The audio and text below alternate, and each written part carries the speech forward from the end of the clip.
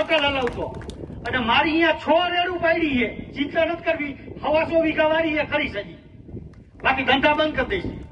બાકી ખેડૂત આટલું લડવાનો.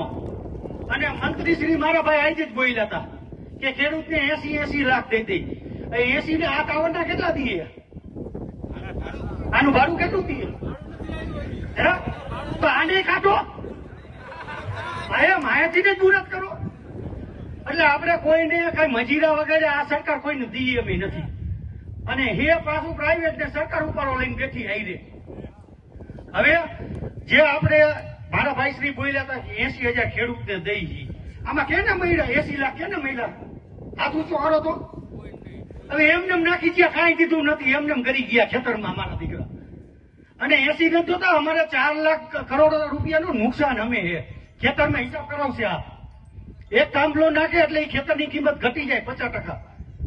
અને તાર આવે ને એને નીચે તો કોઈ બેનું કોઈ કઈ કામ કરી રાખવાના નથી. જો 265 જો હેઠે લેમ્પ થાય ને લક્ષ્મીનગર, તો અહીંયા તો 765 ની લાઈન છે. આમાં હું આપણી દશા થવાની છે. એટલે એવી ખોટી ઓલી કરવાનું કરો ને. સરકારને કે અમને 400 ગણું વળતર દિયો, નવનું દેવું હોય તો તમારે થાંભલા લેજો, અમારે કઈ જરૂરી નથી. કોઈને થાંભલા લઈને રાખવા દેવા ને. હા બસ, હવે આપણે આ કરો. બાકી સરકારને જેને જે અડાડીને જે કરવું એ કરે. આપણે થાંભલા ઉખાડવાનું ચાલુ કરો. આપણે જોતા જ નથી.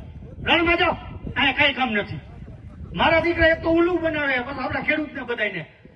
ઓલું શું કે ઓલું મંત્રી ઓલું એમઆરસી કરીને 3 ગામમાંથી ગોતે, જે નું હાલતો ને એવાનું ગોતે આવતા રહ્યો.